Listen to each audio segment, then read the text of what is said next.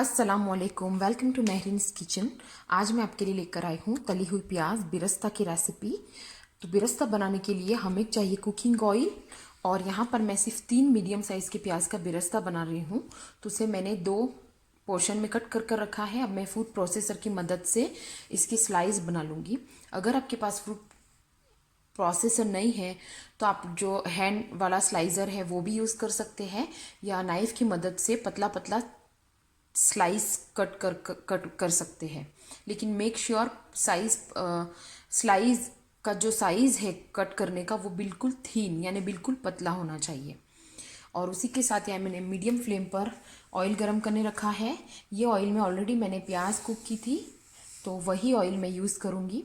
तो ऑयल जो भी बर्तन आप ले, अगर आप ज़्यादा बिरस्ता बना रहे हैं तो बड़ी कढ़ाई ले और उसमें फुल ऊपर तक ऑयल होना चाहिए।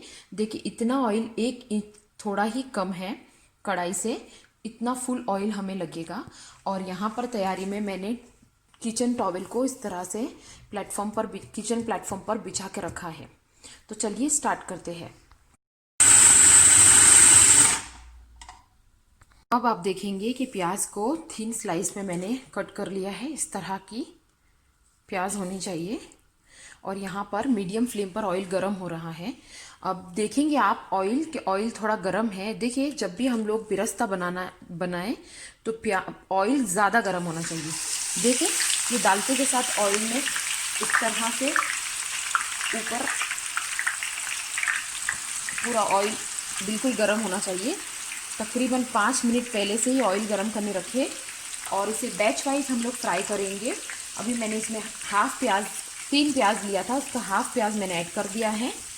और अब इसे एक साथ सारा प्याज नहीं डालेंगे, हाफ हाफ कर मैंने 3 प्याज को स्लाइस किया है, तो उसमें से हाफ मैंने अभी फ्राई करूँगी और हाफ दूसरे टाइम में हम लोग करेंगे। अगर आपकी कढ़ाई बड़ी है तो आप उसमें एक साथ भी डाल सकते हैं, लेकिन ध्यान रखें कि प्याज को बिल्कुल खुलकर फ्राई होने की जगह मिलनी चाहिए, तभी वो क्रिस्पी होगी। अगर आप एक साथ सारे प्याज डाल दोगे तो प्याज क्रिस्पी नहीं बनेगी। तो ये बहुत ही ज़्यादा इम्पॉर्टेंट टिप्स है कि प्याज को हम लोग बैच वाइज फ्राई करें। तो ये प्रोसेस में तकरीबन 10 से 15 मिनट हो सकते हैं इसे फ्राई करने के लिए। तो चलिए वेट करते हैं। 3 से 4 मिनट हो चुके हैं, और उसके बाद हमें प्याज को इस तरह का एक चम्मच ले और इस तरह से हल्का हल्का हिलाते हुए पलटना होगा, ताकि चारों ओर से अच्छे से प्याज फ्राई हो। और मीडियम फ्लेम ही रखेंगे हम, ना ही स्लो ना ही ज़्यादा। मीडियम फ्लेम पर ही हमें बिरस्ता बनाना होगा, जिससे हमारी प्याज बिल्कुल क्रिस्पी बनेगी। तो इस तरह से बीच बीच में से चलाते रहे जब तक इसका रंग गोल्डन ब्राउन नहीं हो जाता। चलिए वेट करते हैं। अब आप देख सकते हैं कि और 5 से 7 मिनट हो चुके हैं और प्याज का कलर लाइट गोल्डन हो चुका है। इस स्टेज पर हम बिल्कुल चम्मच हिलाते हुए इसका कलर थोड़ा सा और डार्क करेंगे और इसे निकाल लेंगे।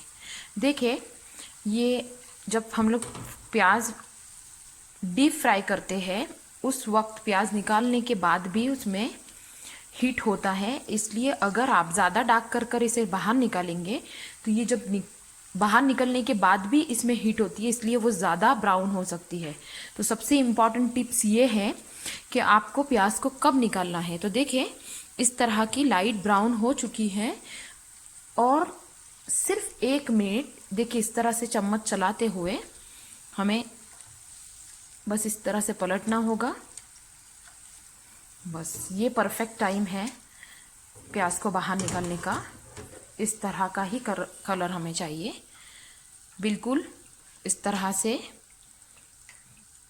ड्रेन कर ले हम लोग प्याज को।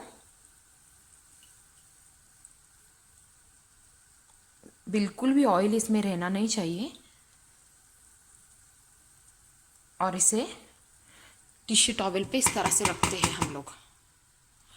देखिए अगर ज़्यादा डार्क कर ली तो जब हम लोग वहाँ पर प्याज रखते हैं उस वक्त उसमें ज़्यादा हीट होती है, तो वो और डार्क हो सकती है। इसलिए मैंने इसे इस स्टेज पर बाहर निकाला है। देखिए अब ऑलरेडी बिरस्ता का कलर आ चुका है। हमने लाइट ब्राउन निकाला था, लेकिन इसमें हीट की वजह से वो तुरंत ही डार्क होने लगी। थोड़ी देर वो डार्क होकर ओरिजिनल बिरस्ता का जो कलर आए, उसके बाद हम तुरंत ही चम्मच की मदद से इसे इस तरह से पेपर पर, अगर आपके पास ये किचन टॉवल नहीं है तो आप न्यूज़पेपर का भी यूज़ कर सकते हैं, उसमें भी अच्छे से क्रिस्पी बनती है। तो आप इस तरह से सबको अच्छे से फैला लेंगे। देखिए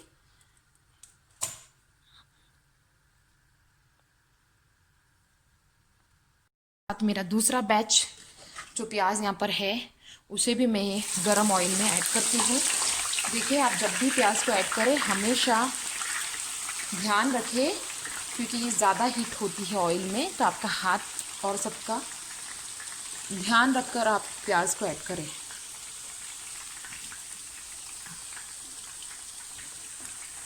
अगर आप ज़्यादा, ये बिरस्ता बनाने के लिए तकरीबन एक बैच को फ्राई होते हुए 15 से 17 मिनट्स लग सकती है। अगर आपको ज़्यादा प्याज का 10 किलो या ज़्यादा प्याज का बिरस्ता बनाना है तो आप कढ़ाई बड़ी ले, जो लोहे की कढ़ाई आती है आयरन कढ़ाई, उसका इस्तेमाल करें अगर आपके पास अवेलेबल हो तो।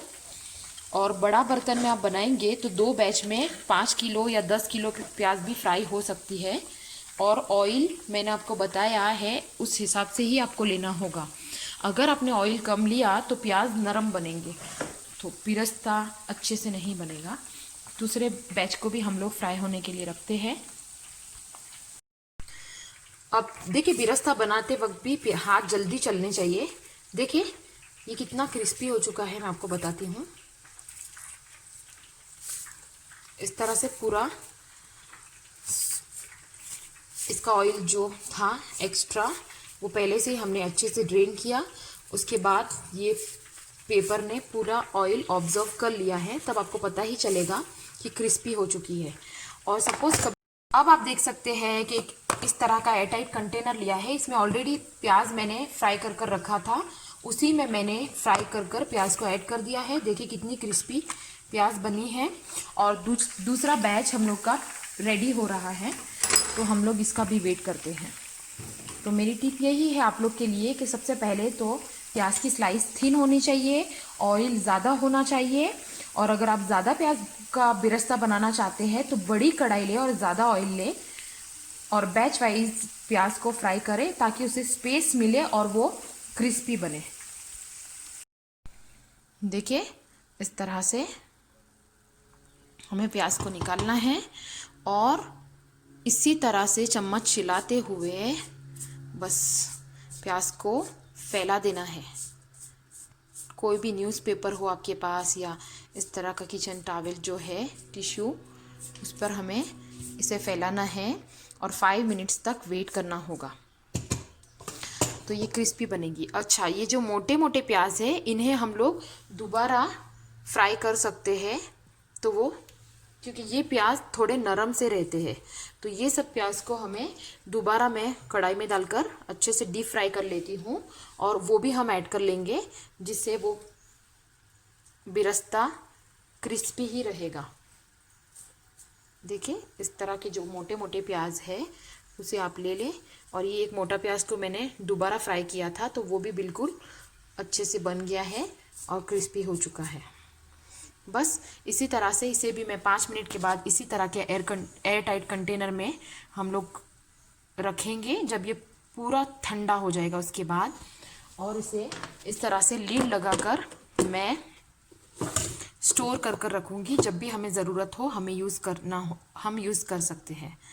तो चलिए फिर नई रेसिपी के साथ हम लोग जल्द ही मिलेंगे। अगर आपको मेरी वीडियोस पसंद आती है तो प्लीज़ लाइक दीजिए, अपने फैमिली और फ्रेंड्स के साथ शेयर कीजिए, मेरे चैनल को सब्सक्राइब कीजिए, अपनी दुआओं में मुझे याद रखिए। नई वीडियो के साथ जल्द ही मिलेंगे। अल्लाह हाफिज़।